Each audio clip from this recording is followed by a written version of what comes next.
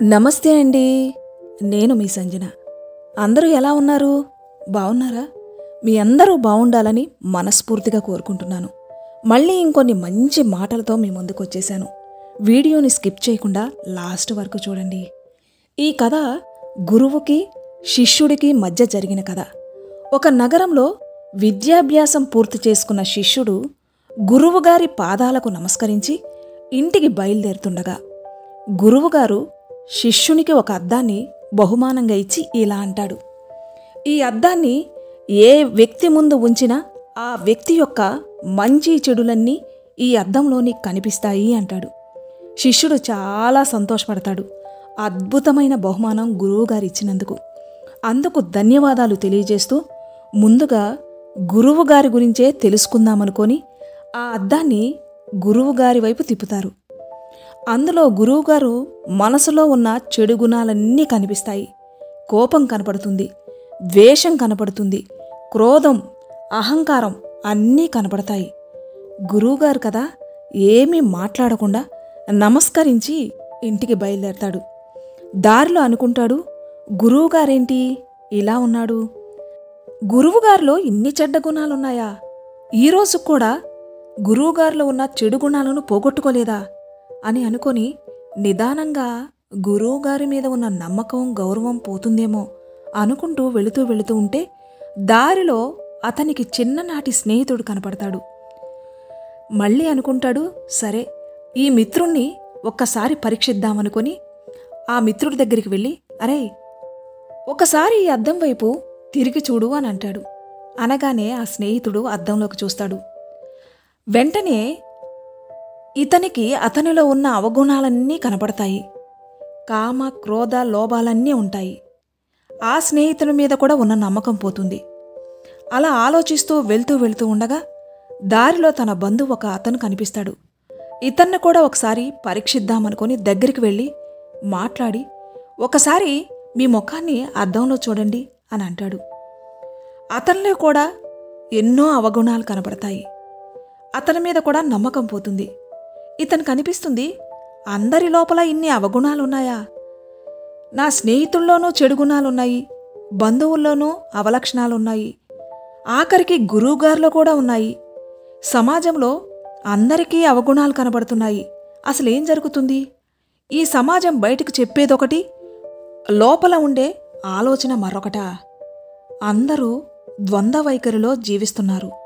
ఇదేం సమాజం ఇలా ఉంది అని లోపల చాలా కోపం వచ్చేస్తుంది ఈ శిష్యుడికి. అలా ఆలోచిస్తూ తన ఉండే వీధిలోకి వచ్చేస్తాడు.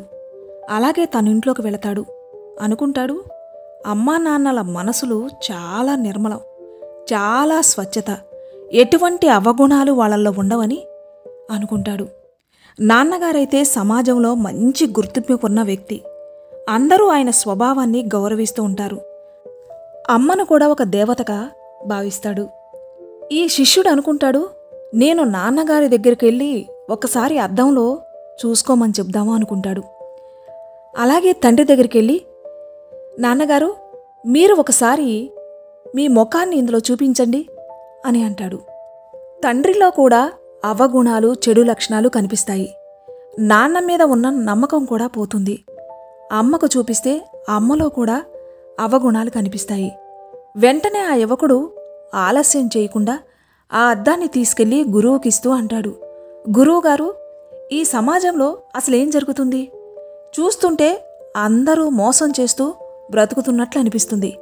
వాళ్ళ మనసుల్లో ఇన్ని చెడ్డ గుణాలుంచుకొని పైకి ఎంతో మంచిగా వ్యవహరిస్తున్నారు. ఒక్కరంటే ఒక్కరిలో కూడా మంచి గుణాలు కనిపించట్లేదు. చివరికి మీలో కూడా అవగుణాలు కనిపిస్తున్నాయి అంటాడు. ఇది విన్న గురువుగారు పగలబడి నవ్వుతుంటాడు. ఒక్క నిమిషం ఆగు అని గురువుగారు ఆ అద్దాన్ని శిష్యుని వైపుకు తిప్పి, ఇప్పుడు నీ మొహాన్ని చూసుకో అని అంటాడు. అనగానే శిష్యుడు అద్దంలో మొహం చూసుకుంటాడు. చూడు నీలో ఎన్ని అవగుణాలున్నాయో, నీ మనసంతా మైలపడుంది, ఎక్కడా నిర్మలత లేదు, అన్ని అవగుణాలే ఉన్నాయి. కామ, క్రోధ, లోభంతో నిండుంది.